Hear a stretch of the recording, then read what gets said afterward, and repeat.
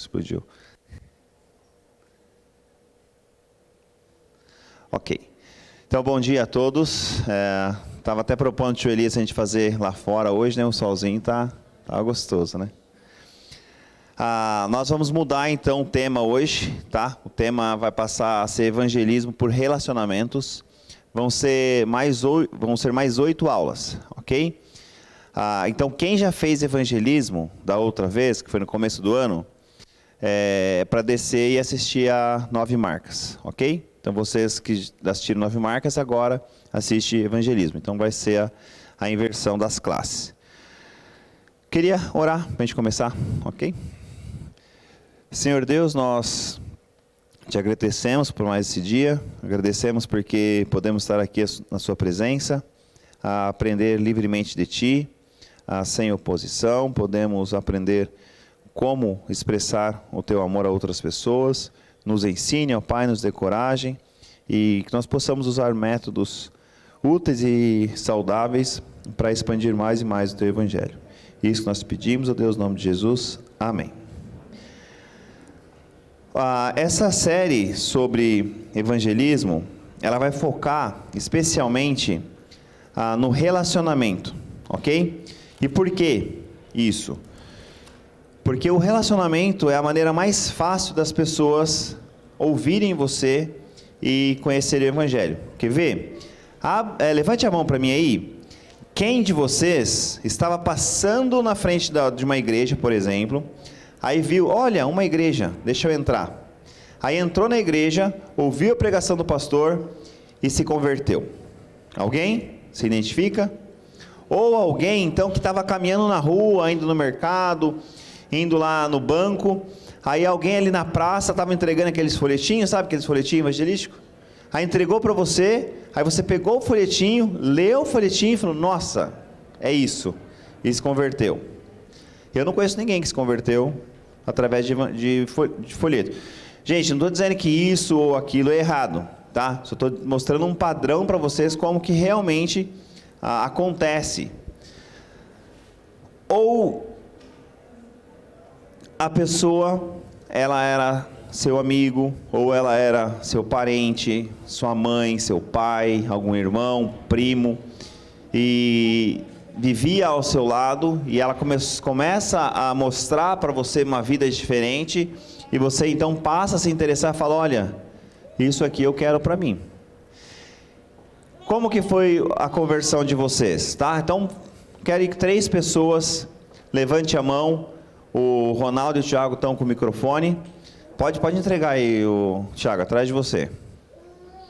E fale para mim como foi a sua conversão. Através de uma EBF. Através de uma EBF. E como que a senhora veio para a EBF? Então, eu fui convidada por... Meu pai era mecânico e atendia nos finais de semana no quintal da nossa casa. E apareceu um casal lá, que era da igreja presbiteriana, junto com uma senhorinha, e ela começou a conversar e me convidou para ir. Aí eu fui na IBD e depois, em seguida, teve uma EBF. Perfeito, olha, então se converteu por um convite de uma pessoa, veio até a igreja e se converteu numa EBF. Outra pessoa, pode levantar a mão, pode falar.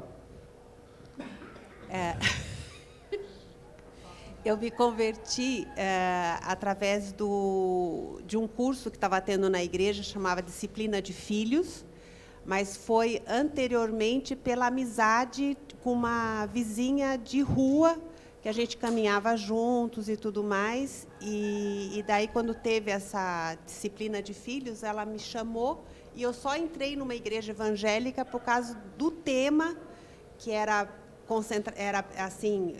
Tinha interesse para você, né? Fixado na Bíblia. Eu levei Perfeito. minha Bíblia para lá para ver se não ia ter alguma coisa antagônica com aquilo que eu lia, porque eu era católica. Perfeito. Então, através do relacionamento com a amiga, convidou a senhora para um curso, a senhora veio e aí houve a conversão. Quem mais? Mais uma pessoa, só para a gente ouvir. Alguém? Dou-lhe uma. Pode falar. A minha mãe era convertida quando eu tinha 2 anos. mas aos 14 eu não quis saber, ia assim de vez em quando na igreja, mas não tinha conversão. Quando o Tiago estava na escolinha da tia Celeste, né? A tia Celeste se converteu e falava no portão para a gente do Senhor. Eu odiava a Celeste, porque eu falava, que lá veio aquela mulher de novo, falar de igreja. Eu não queria nem ir mais buscar o Tiago lá na escola por causa da Celeste, né? Aí, quando foi um dia, eu fui numa reunião, ela me convidou para uma reunião de mulheres, e foi a dona Dinha, porque eu não queria saber de igreja, eu tinha medo de igreja, esse negócio de igreja, de crente, eu não quero saber nada disso. Aí ela me convidou para ir numa reunião de mulheres, e eu fui, e a dona Dinha que falou, deu estudo, né? Aí eu saí de lá e falei, aonde que é essa igreja que vocês vão, né? Olha aí só. comecei a vir, e assim o Senhor me converteu, me falou comigo, né? Mas ela chamou o pastor Miragaia foi lá e falou do plano de salvação para mim. Sempre é através de relacionamento, eu creio muito nisso. E essa história da tia Celeste é interessante, porque uma vez eu peguei uma cliente, e aí ela falou que tinha trabalhado, né? E eu falei, nossa, a Celeste foi minha tia. Ela falou, sua tia? Nossa, a Celeste fazia todo mundo ouvir do Evangelho. Ela fazia reunião de escola, né? Porque ela era diretora. E aí, tacava-lhe o Evangelho no meio de dar reunião. Gente, então era relacionamento. E no caso, por exemplo, da Celeste, a gente vai falar um pouco disso. Trabalho, né? O relacionamento que você tem no próprio trabalho. Usar isso como forma de pregar o Evangelho. Então, deixa eu só contar uma historinha para vocês. Lá embaixo eu fiz um teatrinho, mas aqui, devido ao número de gente, eu vou só contar a historinha. Então, Jesus chega no céu, ok? Aí o anjo pergunta para Jesus assim, olha, Jesus, né, o senhor deve ter sofrido muito lá na terra, né? Então, o senhor deve ter apanhado muito, deve ter sofrido muito. E Jesus fala, realmente, sofri bastante, foi bem difícil. E o anjo fala assim, mas e as pessoas? Agora todo mundo já sabe quem é o Senhor, já sabe o quanto o Senhor os ama, as pessoas já estão cientes, né, disso. Aí Jesus fala assim, algumas poucas pessoas lá na Palestina, Pedro, Tiago, João, foram incumbidos, junto com outros, de falar isso para outras pessoas, e essas outras pessoas, então, vão falar para outras pessoas. E dessa forma, o meu nome vai ser espalhado por todo mundo. E o anjo pergunta, mas, Jesus, e se eles não falarem? E se depois dele, outras pessoas não falarem? Como que o seu nome vai ser conhecido? Como que as pessoas vão saber o que o Senhor fez, o quanto o Senhor ama, e por que o Senhor morreu? Como que isso vai ser feito? Então, Jesus conclui, eu conto com a fidelidade de cada um deles. E Jesus está contando com a fidelidade nossa, assim como contou Pedro, Tiago e João e os outros discípulos, também está contando com a nossa fidelidade, porque nós também somos discípulos de Cristo e nós devemos fazer esse mesmo papel que é a pregação do Evangelho. O que nós vamos apresentar nessas 8 aulas são somente formas de você levar esse Evangelho para outras pessoas. Eu até brinquei aqui da pessoa entrar na igreja, de fazer entrega de folheto. Isso não são formas erradas, né? São formas que as pessoas encontram e são formas úteis de realmente ir lá levar o Evangelho. Mas o quão efetivo é isso, né? E nós temos uma oportunidade muito grande na nossa vida, que são os relacionamentos. Pessoas se relacionam, nós somos seres relacionais. E então nós devemos usar esse relacionamento para impactar a vida das outras pessoas e pregar o Evangelho. E vocês perceberam aqui, eu só dei 3 exemplos, mas certamente se cada um aqui desse o seu testemunho, a gente ia perceber que a maioria de vocês, se não todos, teve encontro com Jesus através de relacionamento com outra pessoa, ok? Abra comigo o texto de Mateus 28, 19 a 20.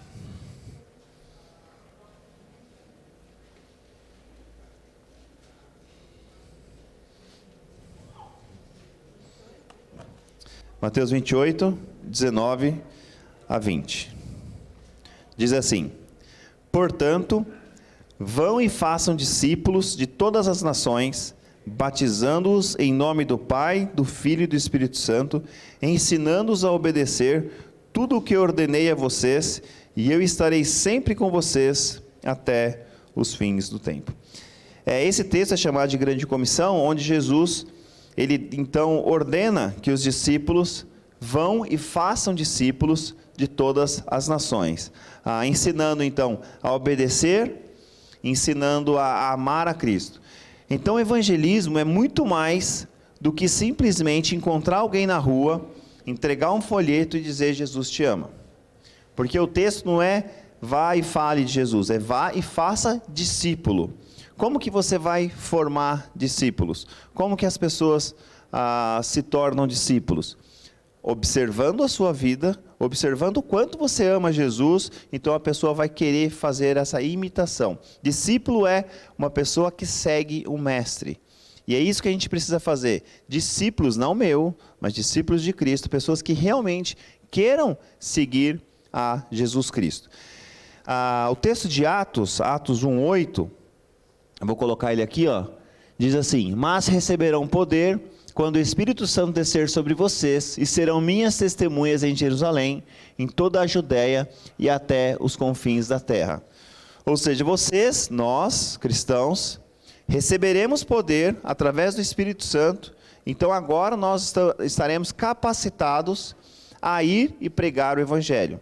Semana que vem a gente tem a nossa conferência missionária, e a gente vai observar como que é a pregação do Evangelho em países inóspitos, em países que as pessoas não aceitam o Evangelho, em países que a gente muitas vezes não pode fazer o que nós estamos fazendo aqui, um culto a céu aberto, com portas abertas, as pessoas podem entrar e falarem o que quiser. Muitos países isso não é feito, mas através do poder do Espírito Santo, pessoas são capacitadas a irem e pregar o Evangelho, muitas vezes até sob pena ali de morrer por causa do nome de Jesus Cristo, ok? Alguém sabe o que está isso daqui? Ser uma igreja revitalizada mediante o engajamento dos membros no evangelismo e discipulado intencional, cuidado mútuo, serviço e impacto na comunidade. Alguém sabe o que é isso aqui? Da onde veio essa frase?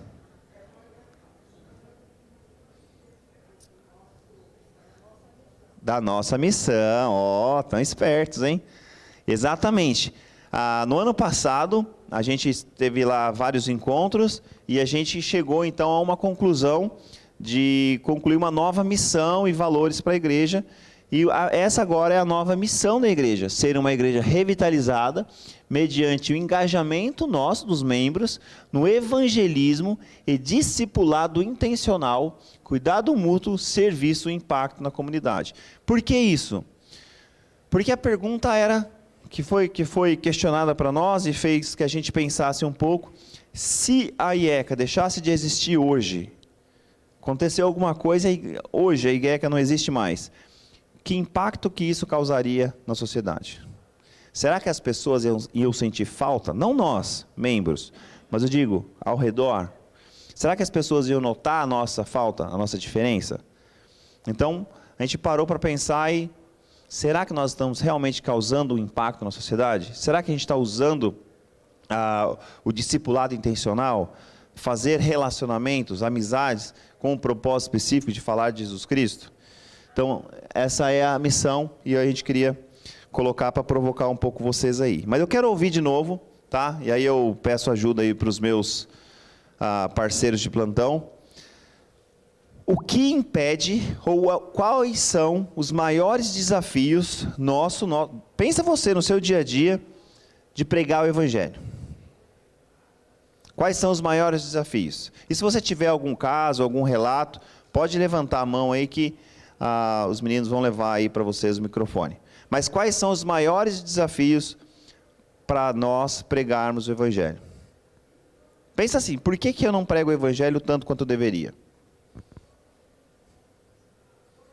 Pode falar, gente, não tenha medo não. Se não quiser o microfone, não tem problema, só levanta a mão que eu repito aqui. Falta de compromisso. Falta de compromisso, vou provocar mais um pouco. Com o que especificamente? Compromisso seu ou com o Senhor? Certo, perfeito. Falta de compromisso com o Senhor. O que mais? Medo da reprovação, perfeito. Inclusive, um dos meus pontos aqui é o medo. Nós temos medo de pregar o evangelho. O que mais? Outros desafios.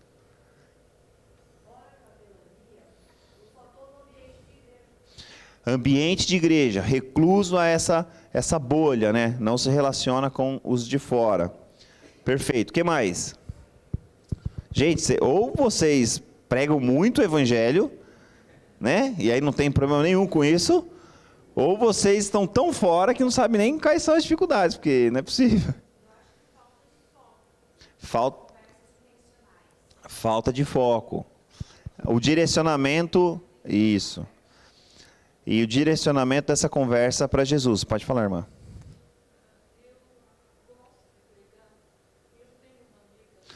Pode falar no microfone? Pode ter problema, não fica com vergonha não.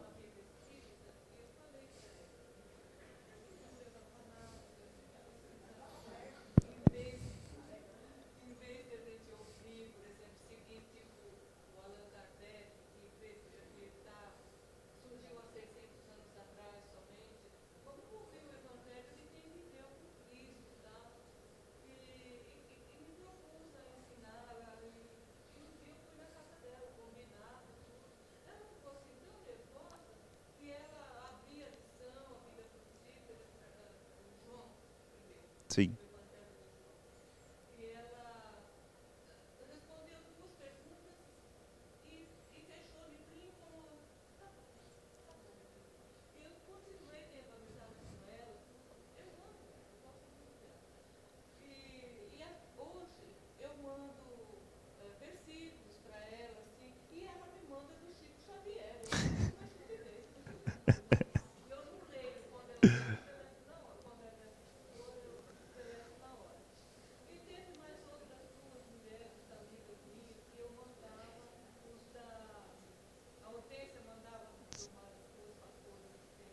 Sim.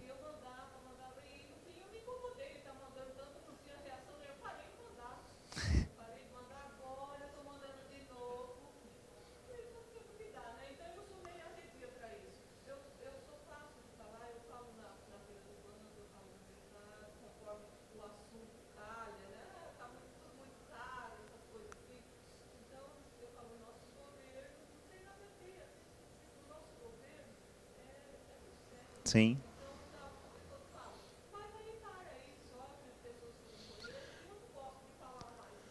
Então, o que a gente pode fazer, a gente vai ver isso daqui um pouco, é tentar tirar essas dificuldades que nós temos, observar e tentar perceber quais são as coisas que estão me impedindo, lutar contra elas e aí tentar novos métodos. Talvez o método de enviar o WhatsApp, vou ser bem sincero com a senhora, muitas vezes, para nós que somos cristãos, já né, incomoda todo dia de manhã, a mesma pessoa mandando. Imagina para a pessoa que não é nem cristã. A pessoa vai pegar a versão. Então, às vezes, realmente, às vezes não é o melhor método. Mas o método interessante seria, olha, vamos em casa tomar um café? E aí, com o tempo, com o relacionamento, talvez as portas se abrissem. Mas vamos lá. Eu listei alguns aqui, e aí a gente vai conversar um pouco sobre eles. Assim como o Williams falou, medo. Eu acho que o medo realmente é uma coisa que todo mundo tem, de pregar o evangelho. Mas não medo simplesmente de ser ignorado, ou medo da pessoa te excluir. Mas imagina-se que você não more no Brasil, que você more lá nos países onde realmente as pessoas prendem e matam você. Será que você teria coragem de ir lá pregar o evangelho? Se nem aqui você prega por medo da exclusão, por medo, às vezes, de uma rejeição, imagine então em um país onde você pode ser preso e morto. Nós usamos esse mês de setembro com os jovens e adolescentes para introduzir eles nesse tema, né, de missões, e a gente falou um pouquinho, cada sábado a gente falou um pouquinho de perseguição. E a primeira aula que eu dei para eles foi sobre a lista dos países que mais tem perseguição. E um deles, né, que ficou anos e anos como sendo o primeiro país onde a perseguição é muito forte, é a Coreia do Norte. Agora ela caiu para segundo lugar, não porque lá tem menos perseguição, mas por causa da pandemia eles fecharam tanto que não conseguem nem obter dado lá de dentro. Mas certamente continua ainda em primeiro lugar. Mas você pregar o evangelho na Coreia do Norte, não é só você que vai preso, é você e a sua família inteira. Porque eles não querem de forma alguma que outras pessoas ouçam do evangelho. E se você está pregando o evangelho para os de fora, quanto mais para os de dentro. Então, eles presumem assim, se você é cristão, toda a sua família é cristã, e você e a sua família toda vai presa. Então, imagine você viver num país desse, como que seria a sua reação, como que seria a sua coragem para ir realmente lá e pregar o evangelho, sujeitar você, a sua esposa, os seus filhos a uma prisão por causa do amor de Cristo. Muito mais difícil do que realmente um medo simplesmente pela exclusão social ou o medo porque as pessoas vão me ignorar.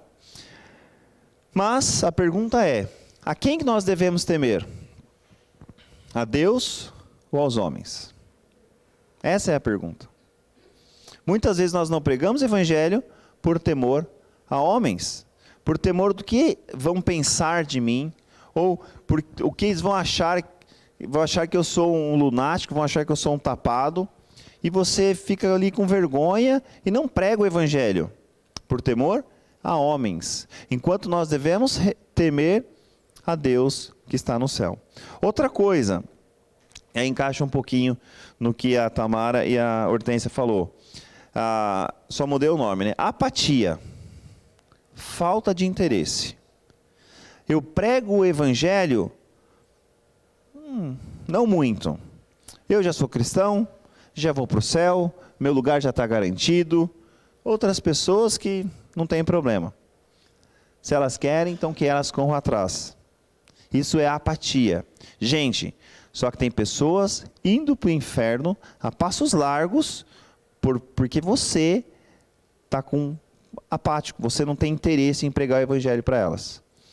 Pode ser sua mãe, pode ser seu pai, seus irmãos, parentes, amigos do trabalho, que está indo para o inferno simplesmente porque você está ali sem fazer nada. Você está ali sem coragem de abrir a boca e falar do amor de Cristo para ela. Ou fazer o que aconteceu ali com a dona Yara, chegar e simplesmente falar assim, vamos ali na igreja, né? Vai ter um evento, vai ter uma reunião de mulheres, vai ter um chá, vai ter algum evento, uma EBF, e convidar a pessoa para que a pessoa possa se expor ao evangelho. Então, apatia. Outra coisa, insegurança. Eu não sei falar, não sei pregar, eu tenho vergonha, eu sou tímido. Gente, ninguém aqui mais é criança, né? Insegurança a gente tinha na escola, quando você ia ter que fazer uma apresentação de trabalho na frente da turma. Aí você tinha insegurança. Hoje não mais. Hoje você fala com todo mundo, você fala com pessoas no ônibus, você fala com pessoas no mercado, você fala com pessoas no seu trabalho, ou você fica quieto o dia inteiro? Não, você fala com pessoas. Então, essa questão de insegurança não existe mais. O que nós precisamos fazer para acabar com essa insegurança? Primeira coisa, falar de Jesus, você precisa conhecer Jesus. Por que você fala de futebol? Porque você conhece futebol e você sabe futebol. Porque muitas pessoas gostam de falar de política? Porque conhece política, porque gosta de política. E por que nós não falamos de Jesus? Porque muitas pessoas não conhecem Jesus a fundo. Então ela tem insegurança de falar de Jesus, receber uma resposta do lado contrário e não saber o que falar. Então uma forma de você acabar com a insegurança é você, antes, ler a Bíblia, você conhecer Jesus de verdade, para quando então você for falar de Jesus para uma pessoa e vier uma resposta, e você então ter ali condições de falar do Evangelho para ela. Ou se você não souber, também pode falar, ó, sinto muito, não sei, vou procurar e volto. Pode falar, Willis. Eu penso na palavra naturalidade. Porque quando a gente olha, por exemplo, para um católico, ou quando a gente olha para um espírito, alguma coisa, o espírito convida você, Vitor, vem assim, vamos lá. Não, olha, a gente está gostando muito legal, a gente se sente muito bem lá. O católico, vai ter alguma coisa lá na minha igreja, vamos lá. E muitas vezes, nós cristãos, quando a gente vai colocar uma situação para uma pessoa, você fica cheio de Deus. Sim. E aí vem também a insegurança, porque você fala assim, mas se ele disser alguma coisa que eu não saiba responder? Mas a naturalidade, isso é uma coisa que a gente precisa encontrar. Como que eu vou expressar isso? Como que eu vou expressar a minha ideia, o que eu preciso dizer, mas de uma forma natural? Porque quando você começa a buscar muitos caminhos, isso passa a ser artificial. Sim. E não natural. E aí você tem dificuldade de poder fazer com que a pessoa entenda. Perfeito. E o que a gente precisa fazer para isso ficar natural? Viver. Perfeito. O que você precisa fazer para que a sua vida seja Cristo? Para que naturalmente você viva Cristo e demonstre Cristo para as outras pessoas e não tenha vergonha de falar do amor de Cristo. Com naturalidade, como o Williams falou, é vivência. As pessoas falam do Espiritismo, como a irmã falou, as pessoas falam do catolicismo, como o William falou, as pessoas falam, testemunhos de Jeová, eles falam de Jeová, eles falam do que eles creem de uma forma muito natural. E por que a gente não faz isso? Porque, como o Williams falou, nós não temos naturalidade, nós somos artificiais. Se jogar você numa piscina a primeira vez, o que vai acontecer com você? Você vai se debater, vai ficar lá se debatendo. Mas e se você começar a nadar todos os dias? Todos os dias. O que vai acontecer? Você vai aprender a nadar. E aí pode jogar você na água, pode jogar você no mar, pode jogar você em qualquer tipo de água, que vai acontecer o quê? Você vai nadar de forma natural. E é tão natural, que é uma das coisas que você jamais esquece. Andar de bicicleta e nadar. Pode. Por favor, gente, comentário não tem nada a ver com o Williams, tá? Mas, em relação ao filme que foi feito, lá, o Rio, eu pensei aqui, como que eu poderia fazer com que esse filme tivesse algum efeito lá fora? Então, eu resolvi pegar um pôster daqueles e colei no meu escritório, você viu lá, onde todo mundo que entrava, todos os meus alunos que entravam, eles viam e foi fato. Todo mundo perguntou, o que é isso? O que é isso? O que é isso? E aí eu aproveitei a oportunidade para poder dizer, você tem que ver, você tem que ver. E na verdade eles foram lá e eu recebi muitos comentários, nossa, muito importante aquela mensagem que você deu, muito importante aquela mensagem do filme. Então eu usei isso não para me colocar de forma alguma, mas para poder levar à frente a proposta daquela mensagem. Perfeito. Então quando eu disse naturalidade, eu me criar coisas como essa, você poder aproveitar uma oportunidade e fazer com que as pessoas vejam aquilo através do seu viver. Sim, no dia a dia. E como eu estava dando um exemplo aqui da natação e da bicicleta, são coisas que você faz naturalmente. Se colocar você em si numa bicicleta, mesmo depois de 50 anos sem andar, você vai fazer aquilo ali, porque aquilo ali está impregnado, está na sua memória, certo? Aquilo ali está gravado em você. E o Evangelho tem que estar dessa forma gravado em você, e que o Williams falou, você aproveitar qualquer tipo de oportunidade do seu dia a dia, sejam fatos, sejam assuntos políticos, qualquer tipo de assuntos, você trazer para o Evangelho. Pode falar, Felipe. Uma coisa que está acontecendo no momento, para ser bem direto, dificuldade no processo.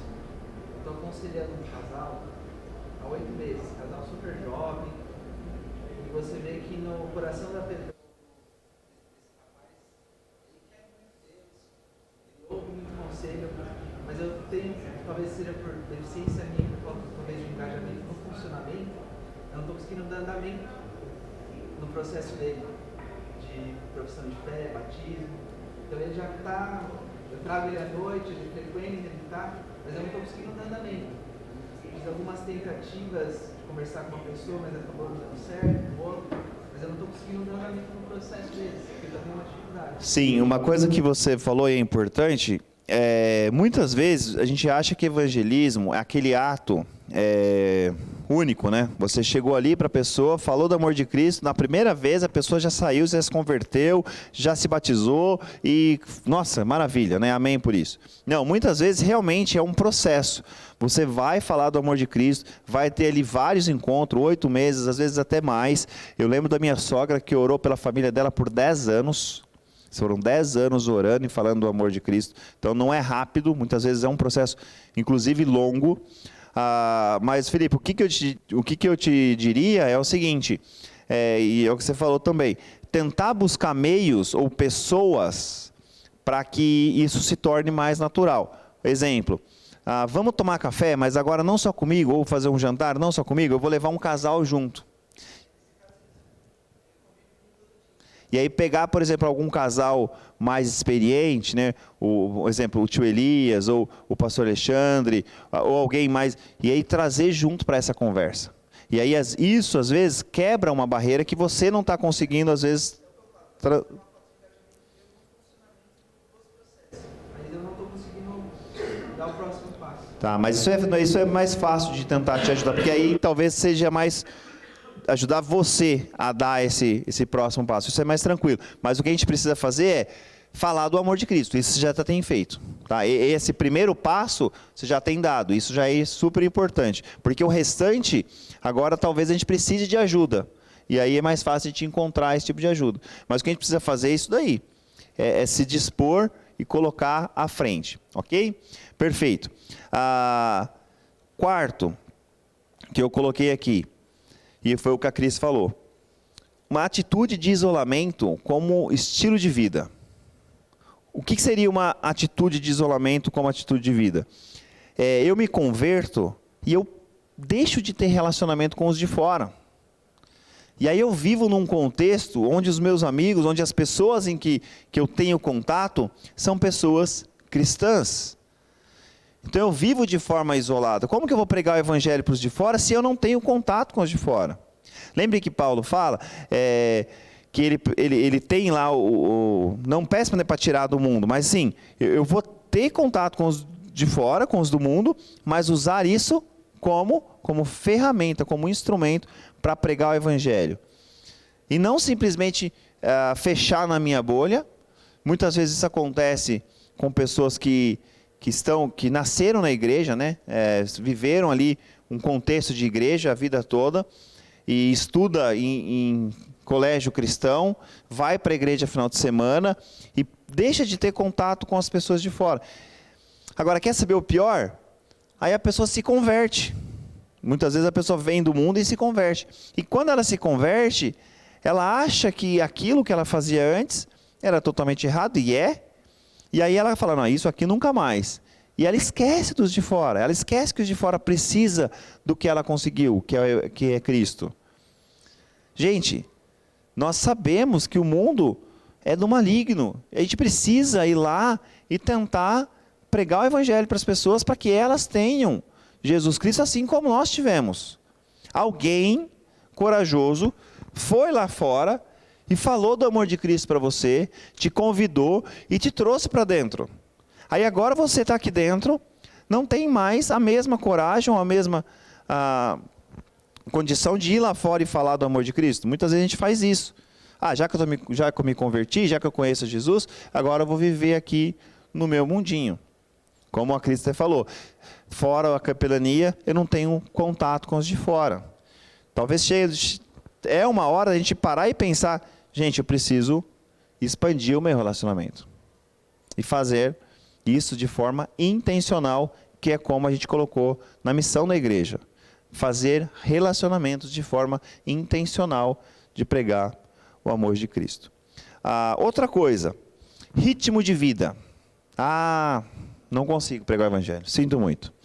Acordo 4 da manhã, pego o ônibus, vou para São Paulo, trabalho o dia inteiro, chego em casa, 8 da noite, morto de cansado, não tenho tempo. Como que eu vou falar de Jesus para outras pessoas, a minha vida é dia inteiro, é corrido, não tenho condição. Quem se vê nessa situação?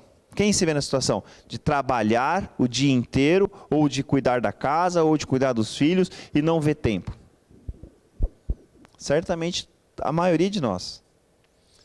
Todos nós hoje temos realmente vidas com ritmo muito frenético, muito frenético.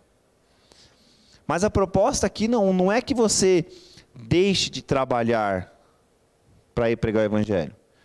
A proposta não é que você deixe de fazer as coisas ou estar com a sua família para ir pregar o evangelho. Essa não é a proposta. A proposta é: utilize todos os meios que você tem para ir pregar o evangelho. Então, se é no trabalho, prega o evangelho no trabalho. Como a irmã falou, se você vai no banco, não vai? Prega o evangelho na fila do banco. Você vai no mercado? Tente falar do amor de Cristo no mercado.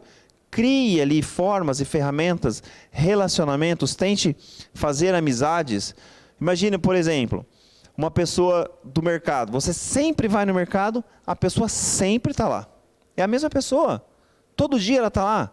Tente ali, de formas progressivas, criar ali um relacionamento com ela, uma amizade com ela, até um ponto de chegar e você ter condições de falar do amor de Cristo para ela. Certamente isso não vai acontecer na primeira vez, na segunda vez, na terceira, mas ao longo do tempo, isso vai te gerar condições de pregar o evangelho.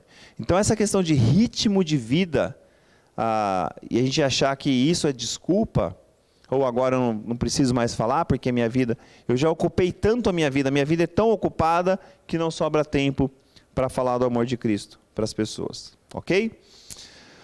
Outra questão, modelo de evangelismo inadequado. O que seria um modelo de evangelismo inadequado? Você achar que a responsabilidade de pregar o evangelho é só do pastor, por exemplo. Então, qual que é a minha obrigação? Não é falar do amor de Cristo. A minha obrigação é convidar pessoas. Então, a minha ideia é, eu vou lá fora, convido pessoas para que elas venham para a igreja. E depois que ela vem para a igreja, eu fico torcendo para que no dia seja um culto bom. Para que no dia seja um louvor agradável. Para que no dia o pastor pregue uma mensagem vibrante. Eu fico ali no banco torcendo. Gente, não dá. Você contar que a pessoa vai vir aqui, ouvir o evangelho uma vez na igreja, num culto, e que isso vai mudar a vida dela? Não. Isso é um método de evangelismo já ultrapassado. As pessoas, como, não sei quem disse, mas acho que foi a senhora, né? Que tem aversão à igreja, não quer vir na igreja, não gosta de crente, não quer passar na porta da igreja.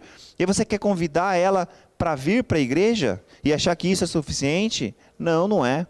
Não é suficiente. Isso é um método de evangelismo inadequado. A outra forma, gente, não estou dizendo que isso não é bom. Se você fizer isso é bom, mas não é o suficiente, ok? Outra forma, ficar entregando folhetinho na rua. É ruim? Não, não é ruim, você está fazendo alguma coisa. Mas é o suficiente? Quantas vezes você, andando na rua, recebe um folheto do dentista ali? Tem um monte de dentista agora ali no centro que fica te entregando folhetinho. Você pega o folhetinho e lê o folhetinho. Não lê. Você nem pega. E se pegar, o que você faz? Por educação, você pega, na próxima esquina, lixo. E você acha que não vão fazer isso com o seu folhetinho evangelístico? Lógico que vão fazer. Então, entendo que é um modelo inadequado, não é o suficiente.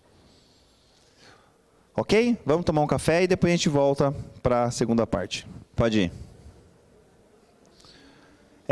Então a gente está falando, né, das dificuldades de pregar o evangelho. Eu vou falar uma última aqui. A minha ideia era terminar todas antes desse intervalo, não consegui, mas eu vou encerrar com essa última. E até o Zé veio falar comigo exatamente sobre esse ponto aqui. O que seria?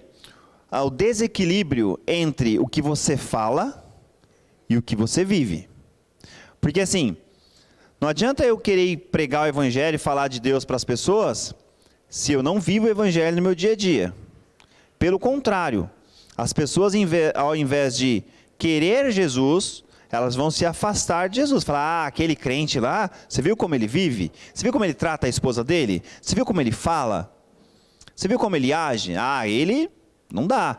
Então assim, o que é mais comum hoje são as pessoas se identificarem como cristãs, se identificarem como evangélicos e terem uma vida deturpada. A gente vê isso principalmente em artistas, em jogadores de futebol, porque é o que está mais evidente para a gente. Mas isso acontece no nosso trabalho, isso acontece com amigos, pessoas que se identificam como cristãs, mas que têm uma vida depravada. E aí a pessoa vai falar do amor de Cristo para você? Você fala, não tem condição. Então, uma das primeiras coisas para você poder falar do amor de Cristo é você vivenciar Cristo. Você tendo uma vida em santidade, você tendo uma vida santa, você realmente vai ter condições de pregar o evangelho para outras pessoas e essas pessoas poderem te ouvir, pararem para querer te ouvir, ok? Porque o que você vive é o que você fala. Pode falar, irmã. Só um minutinho, irmã, para ele botar aí um microfone para a senhora. Falar sobre viver, há muito tempo o pastor Marco Bloch foi pastor da nossa igreja e ele tinha na época 2 filhas e a esposa. E uma delas, a Sara, foi estudar piano. E ela tinha um comportamento singular, né? Uma pessoa de Deus mesmo. E a professora dela começou a observá-la. Aí até que ela perguntou, quem é você? Por que a sua vida é tão perfeita assim? Ela falou, eu sou crente no Senhor Jesus. Eu quero esse Jesus para mim, porque eu te admiro demais e eu quero ser uma pessoa com esse comportamento que você tem. E assim essa professora foi convertida. Olha só, sem então, uma palavra. Perfeito. São pessoas que têm uma vida diferente. Você vai realmente observar e perceber a postura, a conduta, a forma de falar, a forma de agir, a forma de tratar os filhos, a forma de tratar a família, a esposa. Você fala, por que você é tão diferente? Portas. Gente, só para deixar bem claro, o comportamento por si só, ele não é suficiente para a salvação. Tá? O simples fato de você ser uma pessoa santa, ser uma pessoa cristã, não vai fazer com que outra pessoa se converta simplesmente porque está olhando para você. Mas isso é uma forma dela olhar para você e assim você poder pregar o evangelho para ela. Porque qual que foi a forma que Jesus usa para que as pessoas se convertam? Através do ouvir a palavra de Deus, ok? Então você tem que verbalizar, você tem que falar do amor de Cristo, perfeito? E agora então, finalmente, nós vimos as dificuldades. Então, como que deve ser? Eu já vi as dificuldades, o que me impede, mas e agora? Então, o que realmente eu devo fazer para pregar o amor de Cristo? Abra comigo o texto de João 13, 34 a 35.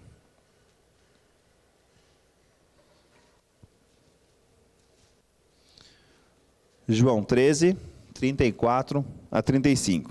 Olha o que diz. Um novo mandamento vos dou, que vos ameis uns aos outros, como eu vos amei a vós, que também vós uns aos outros vos ameis. Nisto todos conhecerão que sois meus discípulos, se amardes uns aos outros. Ou seja, Deus usa o amor para mostrar o amor dele por nós.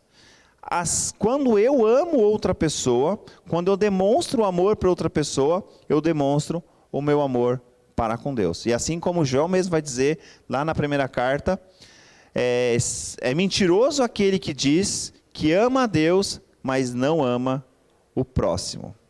Se eu digo que eu amo a Deus, mas eu não amo o próximo, mentiroso é essa pessoa. Então, o que é o evangelho? O que é evangelizar? É expressar o amor de Deus para conosco. É mostrar para as pessoas o que Deus fez na minha vida.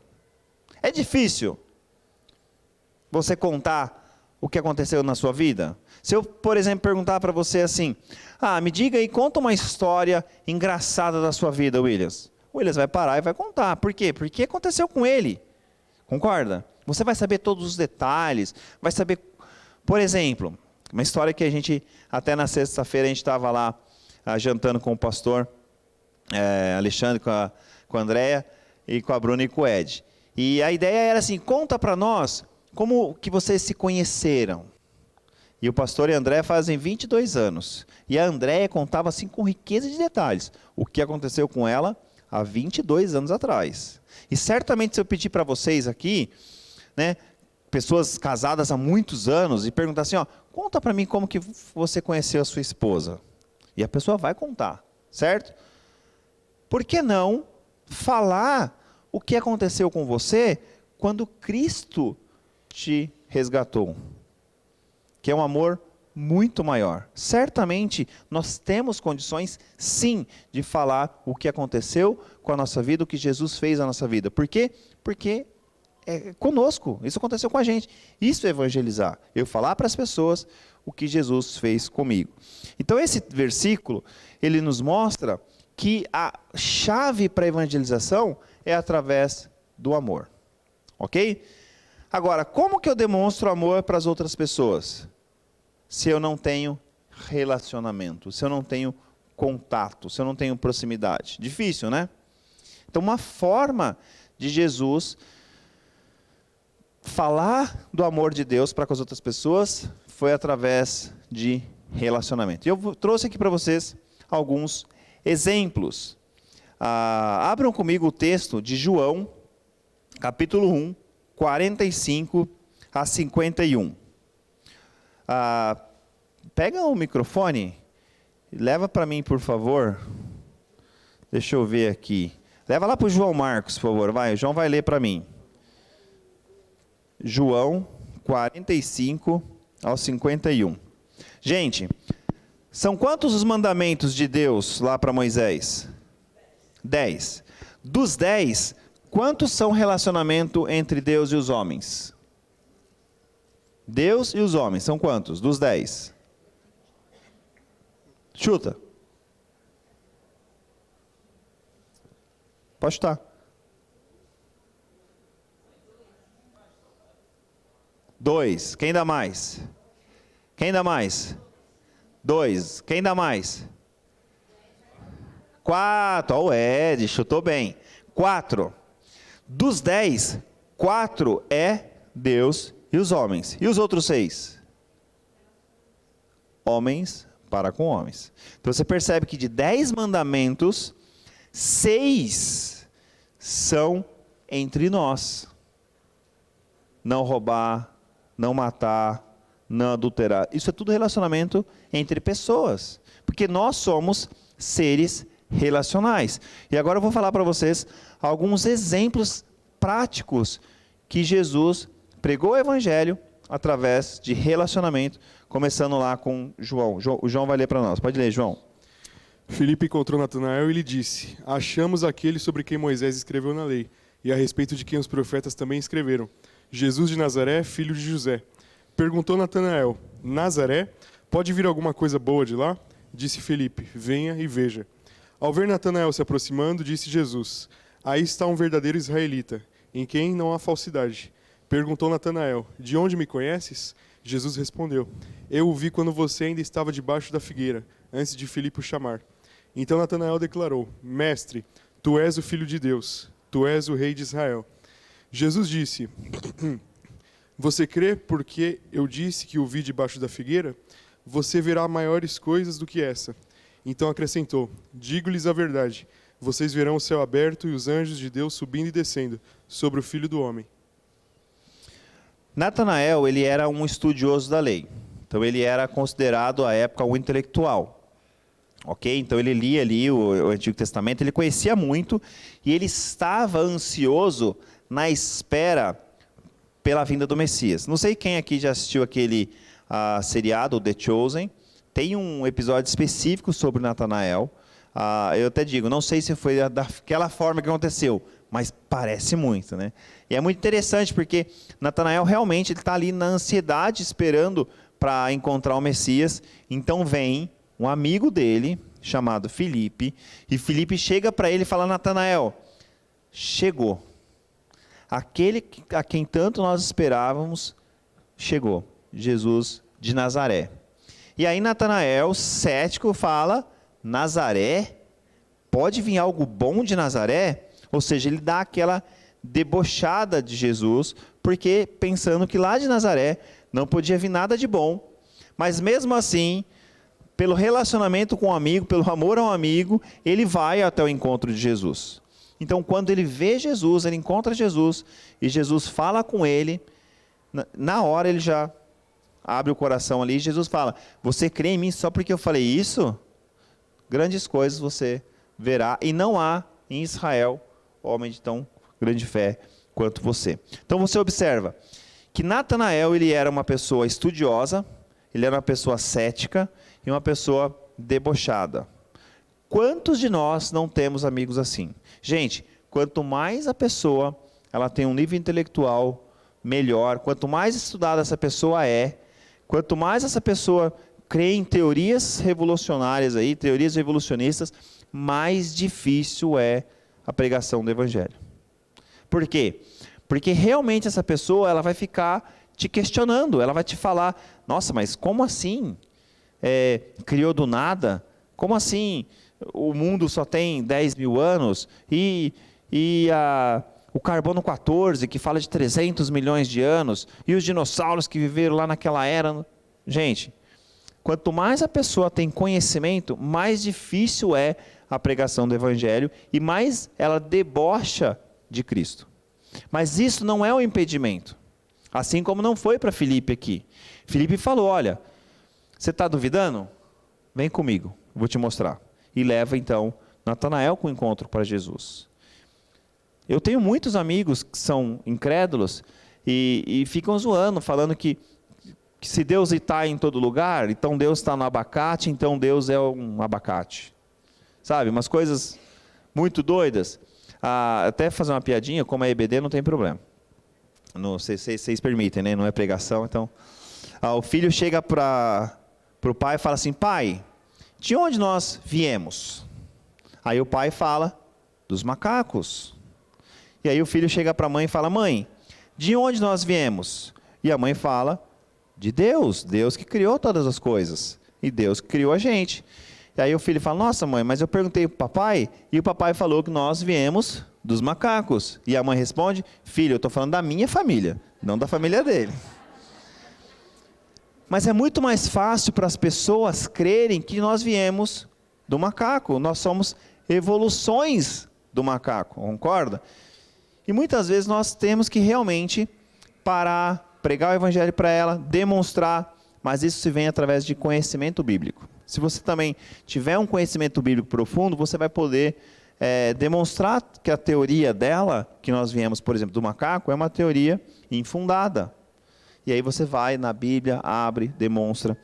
E isso é tudo através de relacionamento. Falar: vamos estudar a Bíblia junto então. Se você não crê, não tem problema. Não tem problema. Mas vamos estudar comigo, eu e você, todo dia. Vamos ter aqui um tempo diário de estudo da Bíblia. E aí no final eu quero ver qual vai ser a sua conclusão. Isso vem através de relacionamento. Filipe chama Natanael. E Natanael então encontra Jesus e tem um encontro com Jesus. De 3 relatos que nós tivemos aqui, foram amigos que chamaram. Ou foi a tia Celeste, ou foi a amiga que foi lá na lojinha do pai, entendeu? Pessoas que se relacionam conosco, apresentam uma coisa boa, nos trazem para próximo de Cristo, e assim nós conhecemos a Cristo. Foi exatamente isso que aconteceu com Natanael. João, capítulo 3, de 1 a 3. Williams, pode ler para a gente? Só preciso que você te dê o microfone. João 3, de 1 a 3.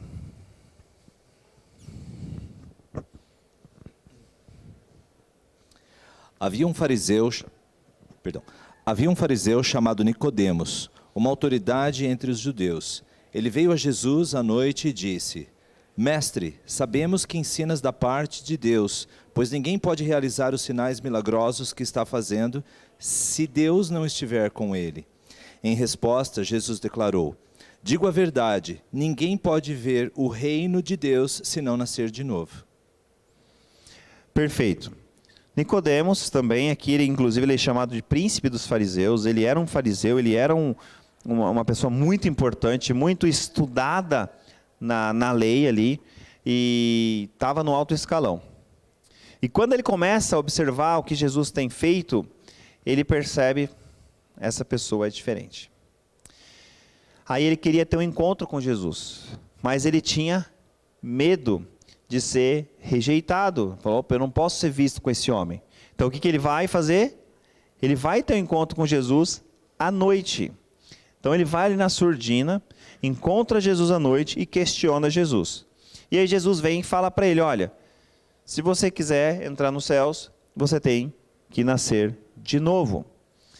Gente, quantos amigos e pessoas que nós temos próximas de nós que são como Nicodemos, que acham que estão no caminho certo, que acham que conhecem a verdade, que acham que aquele, como a irmã falou aqui, o espiritismo é o correto, ou o catolicismo é o correto, ou o budismo é o correto, ou não crê em nada e acha que isso é o suficiente. Quantas pessoas que a gente pensa, conhece, que sabe que né, acham que estão no caminho certo, mas que na verdade precisam de um encontro real com Jesus. Pessoas que realmente precisam falar com Jesus, e Jesus falou: olha, sem o novo nascimento você não vai entrar no reino dos céus. Pessoas que evitam nós, cristãos, porque acham que a gente é lunático, acham que a gente está errado. Mas quando essas pessoas passam por uma dificuldade, passam por uma necessidade, atrás de quem que elas vêm? Escondidas, mas vêm. Atrás de nós, cristãos. Quantas pessoas falam assim: olha,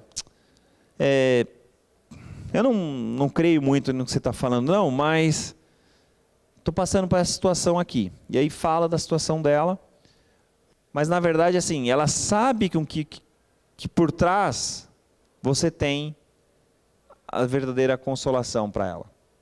Pessoas que vão buscar o evangelho como Nicodemos, meio que na surdina. E você tem que receber essa pessoa, pregar o evangelho para ela, assim como Jesus recebeu Nicodemos. Porque Jesus poderia ter falado para Nicodemos: imagina Nicodemos chega para ele à noite, e Jesus chega para Nicodemos e fala assim: olha, sinto muito, ou você vem falar comigo no horário comercial, durante o dia, onde todo mundo vai te ver, ou a gente não conversa. É isso que Jesus faz? Não, Jesus recebe Nicodemos. Jesus conversa com Nicodemos. Jesus expõe para Nicodemos. E é isso que a gente tem que fazer. Não ter barreiras. Não é só porque a pessoa ela é um intelectual, ou só porque a pessoa ela é um diretor da empresa, ou só porque a pessoa ela se acha melhor. Não, nós não temos que ter barreiras. Nós temos que ter relacionamentos e usar isso para falar de Jesus. Outro exemplo, João, capítulo 4, verso 16 a 19. Renato, pode ler para mim? Você que está aí já? Você mesmo?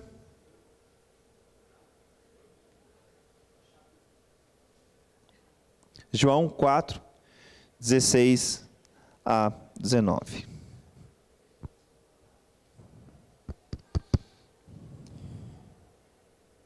Ele lhe disse: vá, chame seu marido e volte. Não tenho marido, respondeu ela. Disse-lhe Jesus: você falou corretamente, dizendo que não tem marido. O fato é que você já teve 5, e o homem com quem agora vive não é seu marido. O que você acabou de dizer é verdade. Disse a mulher: Senhor, vejo que é profeta. Esse encontro de Jesus, ele é muito interessante. Por quê? Primeiro, a mulher, ela já não tinha muito valor na época ali de Jesus. A mulher samaritana, então, menos ainda, porque os judeus não se davam com os samaritanos. Os samaritanos, eles eram rejeitados. Mas isso era uma questão histórica, desde lá da invasão do Reino do Norte. Então, os samaritanos eles eram rejeitados pelos judeus. Por quê? Porque os samaritanos achavam que tinha que ter um contato com Deus em um monte, enquanto que os judeus achavam que era só Jerusalém. Então, isso causou ali uma divisão entre os samaritanos e os judeus. Essa mulher, ela vai no poço pegar água num horário onde ninguém ia, horário da meio-dia, o sol estava estralando. E elas iam exatamente nesse horário, justamente porque sabia que ninguém ia nesse horário, para não ter encontro ali com pessoas, para não ter ali judeus que falassem, olha, sinto muito, mas você não vai pegar água, você não pode. Então ela ia num horário que não tinha ninguém, então ela estava sozinha ali no poço.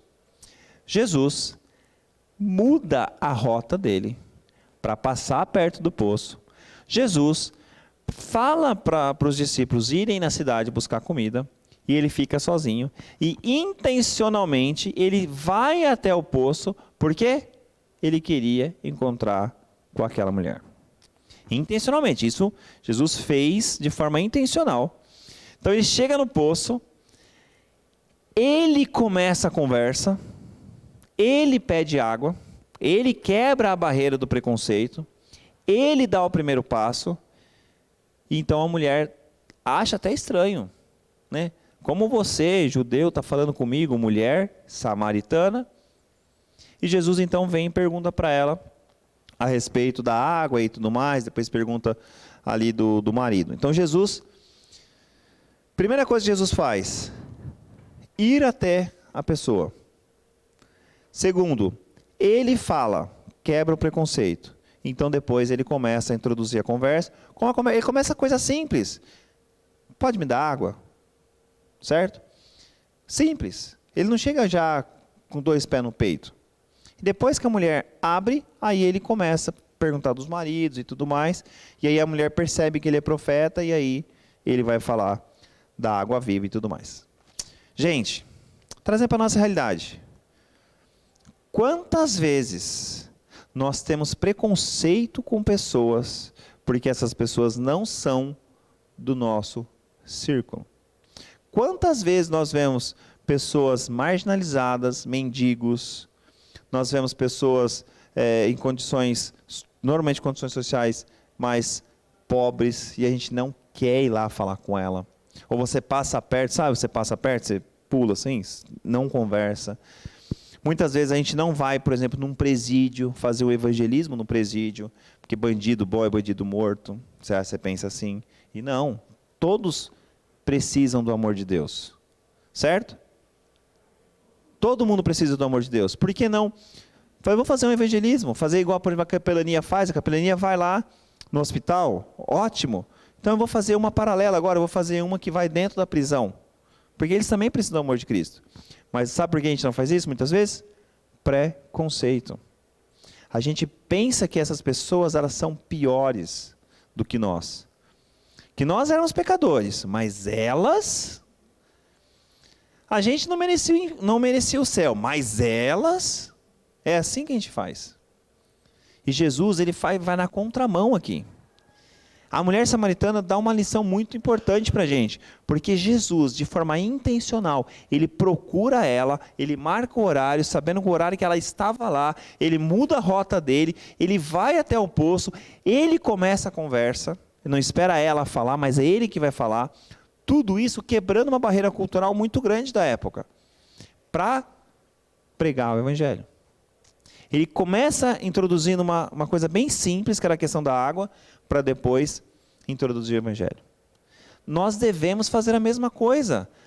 Criar relacionamento com pessoas, e pessoas que inclusive vivem à nossa margem, buscá-las e falar, olha, Jesus te ama, Deus ama você. Eu era pecador, ainda sou, mas eu estava indo para o inferno. E agora estou indo para o céu. E eu quero apresentar a mesma coisa para você. Eu quero mostrar para você o que Jesus fez por mim.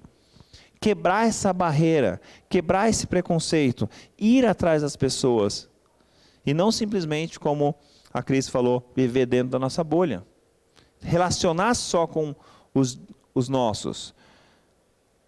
Jesus demonstra isso com a mulher samaritana. Outro exemplo de Jesus, na mesma linha. Tiago, você que está aí mesmo, pode ler você então. João 8, de 6 a 11. João 8, de 6 a 11. Eles estavam usando essa pergunta como armadilha, a fim de terem uma base para acusá-lo. Mas Jesus inclinou-se e começou a escrever no chão com o dedo. Visto que continuavam a interrogá-lo, ele se levantou e lhes disse: Se algum de vocês estiver sem pecado, seja o primeiro a atirar a pedra nela. Inclinou-se novamente e continuou escrevendo no chão. Os que o ouviram foram saindo, um de cada vez, começando pelos mais velhos. Jesus ficou só, com a mulher em pé diante dele. Então Jesus pôs-se em pé e perguntou-lhe: Mulher, onde estão eles? Ninguém a condenou? Ninguém, Senhor, disse ela. Declarou Jesus: Eu também não a condeno. Agora vá e abandone sua vida de pecado. Esse outro encontro de Jesus aqui é Jesus com a mulher adúltera. Então aqui Jesus está mais passivo, as pessoas levam a mulher adúltera ali para Jesus, como forma de acusação, dizendo: Jesus, encontramos a pior das pecadoras, e vamos matar ela, vamos tacar pedra nela, certo? O que o Senhor recomenda que a gente faça? A gente vai seguir o que a lei lá do Antigo Testamento dizia, que era matar, ou a gente vai usar aqui de graça e misericórdia e vai absolver? Era uma armadilha, como o Tiago leu. Por quê? Porque Jesus estava... Não, pode tacar pedra. Jesus, e o amor? E a misericórdia? E a graça? Ou, não, vamos absolver ela. Jesus, mas e a lei? Você não está cumprindo a lei. Então Jesus, muito sabiamente, o que Jesus faz? Vocês querem acusar ela, não querem? Querem matar ela, não querem? Por quê? Qual é o motivo? Pecado, adultério. Ela é pecadora, merece a morte, merece o inferno. Ela merece ir para o inferno, ela é pecadora. Aí Jesus olha e responde: e você? E você? Não merece? Não, eu sou justo, eu não tenho pecado. Foi essa a resposta? Quando Jesus levanta, não tinha ninguém. Porque é óbvio que todo mundo ia se identificar. Todo mundo tem pecado. Todo mundo tem pecado. Então essa identificação que Jesus fez foi brilhante. Porque a resposta de Jesus foi: taca a pedra, não tem problema. Desde que você não tenha nenhum pecado. Porque se você tiver só um, basta um, o que você merece? O inferno. Basta quebrar um mandamento, o mínimo dele, o menor. Mas se você quebrou um deles, você já não é mais justo e você já merece ser condenado ao inferno. Então Jesus traz isso à luz para as pessoas observarem que esse preconceito que muitas vezes nós cristãos temos em relação aos de fora é muito irracional, porque você tem que pensar: eu estava na mesma condição, talvez não com o mesmo nome, talvez não fosse um adultério, mas é uma mentira, talvez não fosse um homicídio, mas talvez seja preguiça, inúmeros pecados. Só você nomear aí quais são os seus pecados. Todos nós temos pecado, e é o que Romanos 3:23 vai falar: todos nós somos pecadores e carecemos da graça de Deus. Todos, sem exceção. É eu, é você, é a minha filha que tem 9 meses de idade. Todos nós somos pecadores. Então essa identificação que Jesus fez aqui foi brilhante, porque a ideia dele é: você quer condenar ela? Condene, desde que você não tenha nenhum pecado. Agora, trazendo isso para o evangelismo. Gente, todos precisam do amor de Cristo. Não é mais, não é menos. São todos e de forma igual. Porque todo mundo é pecador, todo mundo estava indo para o inferno. E o que Jesus fez foi tirar alguns dessa fila. E você foi um deles. E a ideia agora é que você vá e também faça a mesma coisa. Então, essa barreira, esse preconceito que a gente tem de ir lá fora, pregar o evangelho para a pessoa que está ali, o mendigo, ou a pessoa que está lá na prisão, não importa quem seja, é muito irracional. Por quê? Porque todos nós precisamos do amor de Cristo para a salvação. E foi isso que Jesus fez aqui com a mulher adúltera. E é isso que a gente precisa fazer com outras pessoas. Quebrar essa barreira, achar, não, o pecado dele é maior que o meu. Ele merece mais o inferno que eu. Não existe isso. Todos nós merecíamos o inferno. E é só através de Cristo que a gente consegue chegar. Pode falar, Cris.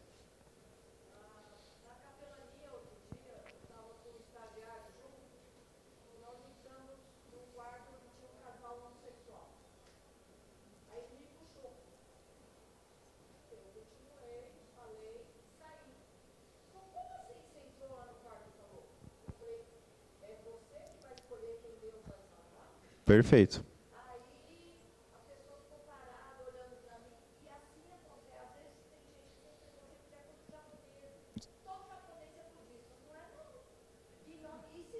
Se for.